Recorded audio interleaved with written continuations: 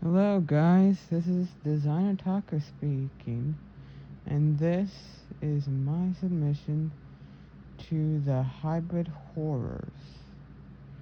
If you don't know what this is, then you're in for a treat. It's basically you have to submit a horror theme hybrid or a horror hybrid to a facility with an infestation of of a hybrid called tyrannoscorpions, which are basically the Scorpius rex from Camp Cretaceous, but better. Here. Now then, I have designed a hybrid, and I hope that I will upload this hybrid in time.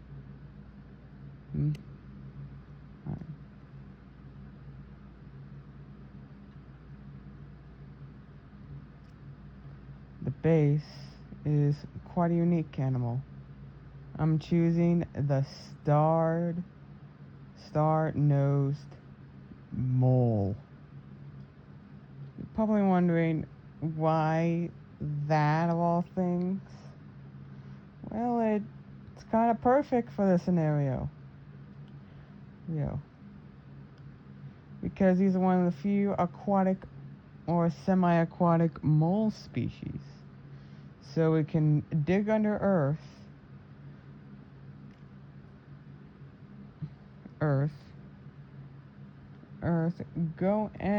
go underwater for an extended period of time, and also has great echolocation abilities, look horrifying, and have fast twitch muscles, and I believe they have a fast metabolism. I assume that because they're a mole, but in case we don't, we're gonna use the fast metabolism of another contributor that will be coming soon. But anyways, we're gonna use the star-nosed mole as the base, as no one has really used a star-nosed mole at all, and I want to be the first to do it. Yeah. Our next contributor is going to be contributing the size, as we need to buff it up to 200 plus pounds if you want this thing to be eligible. I decided to pick the Thalsocnus, a semi-aquatic species of ancient sloths. We'll be providing its flexible spine, denser bones, lung capacity, so it can stay underwater longer, because star-nosed moles can only stay in there for a couple of seconds. So this will allow it to stay under there for a couple of minutes.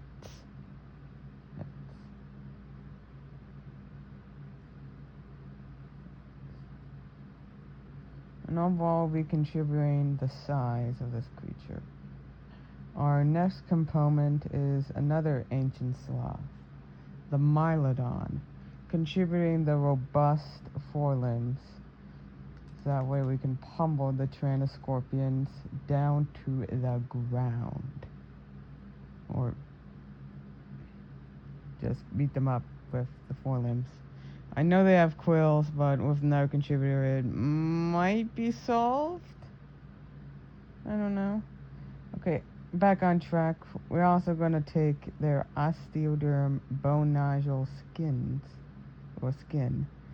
so we can have some form of protection against the tyrannoscorpion's claws and bites.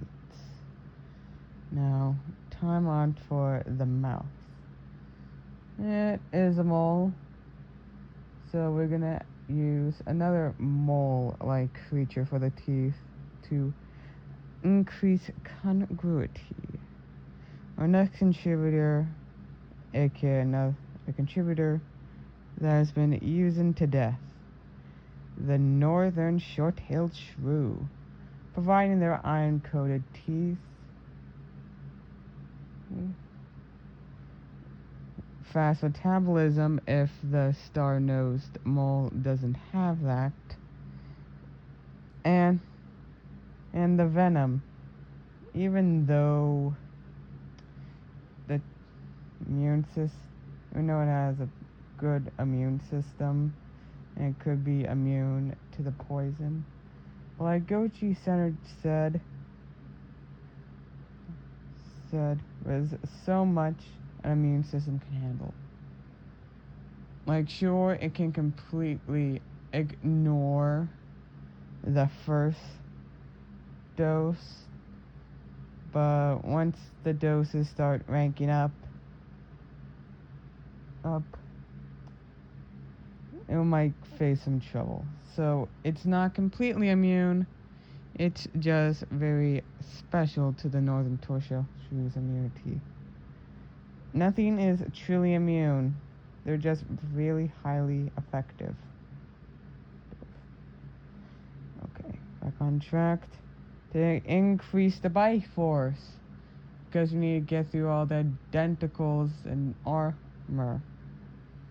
We'll be taking the spotted hyena. We'll also be taken for their impressive endurance. It probably won't be so have good endurance due to the fast metabolism, but it should be okay in a long fight. We'll also be taking their bone-crushing bite, which will allow them to get through all that pesky armor and start ripping the scorpions or anything that dare faces this mole's way. But they do have quills, so we're gonna need a contributor to get past that, and I'm gonna use the Arabian camel. Well, the Arabian camel will be used for their thermoregulation, so that and ability to distribute lots of heat just in case it overheats itself, because you know it's at a bigger size now. It's gonna be taken on a lot more warmth. So there have been camels here just to, you know, get rid of all that. And their mouth padding, which allows them to eat cactus, which in a way will allow this hybrid to bite into the trans scorpions and okay, 1 second. And will allow them to bite through the trans scorpions. Easy peasy lemon squeezy. Okay, that was a little cringe. My bad. Sorry. Okay, our next contributor is the Virginia opossum. Now, as I said earlier, not everything is completely immune. They're just highly resistant.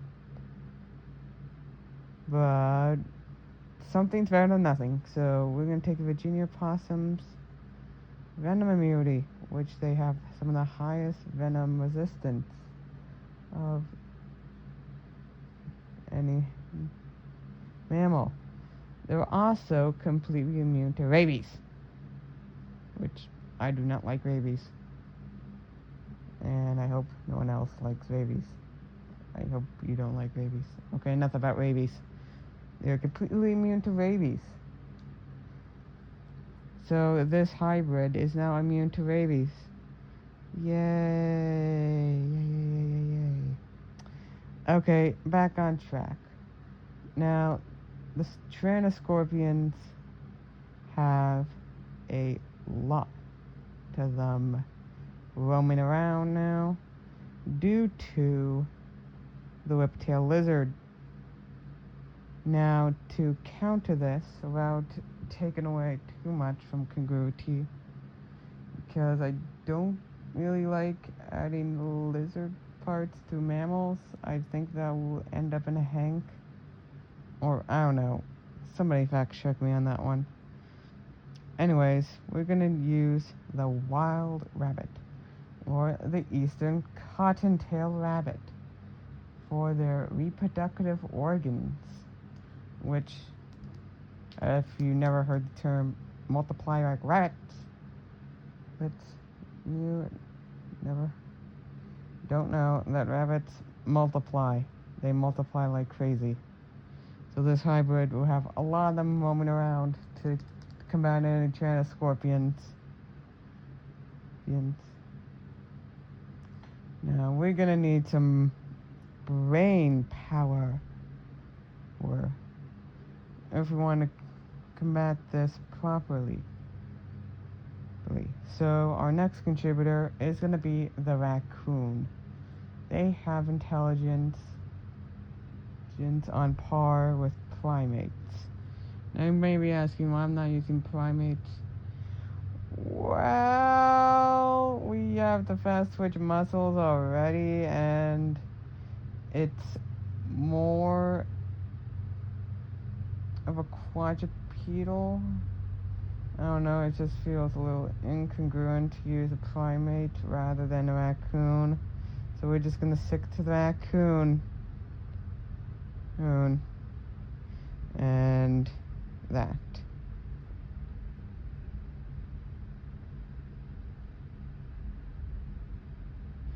And we're down to the last three contributors. Our third to last contributor is the striped tetanus. Now the Tyrannoscorpions can bite through quills, but just in case they hop on their back, they're gonna get folded by the tetanus.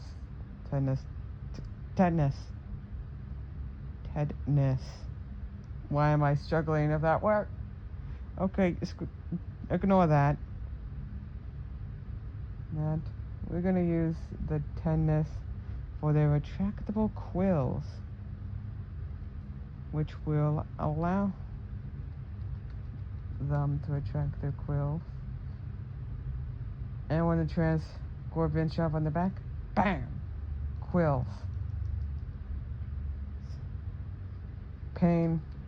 Then hop on the back, and then there's your why not to do that.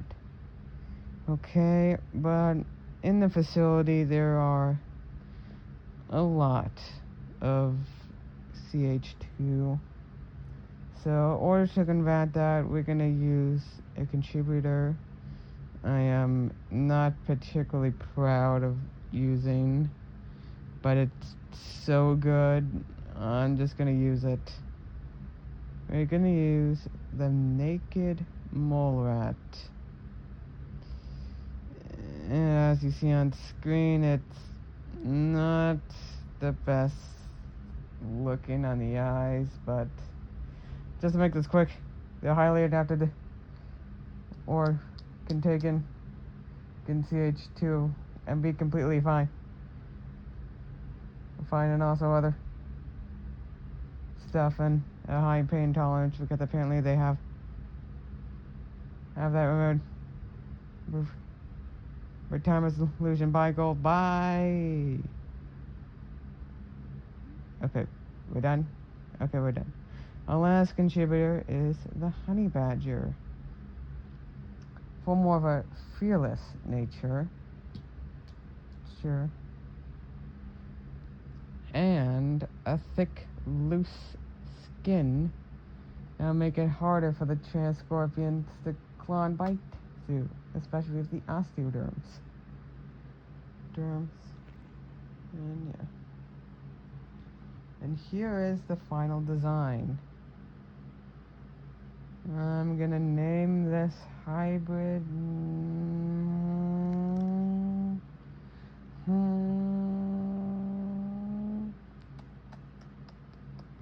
What should I Oh yeah. Okay, nope. Okay, I'm gonna get straight to this. I'm gonna name it Andrew. Yeah, its name is Andrew. Please don't. Okay, that might be a little too human of a name, but we're gonna stick with Andrew. Andrew is my submission to the hybrid horrors. You will see the stats on screen,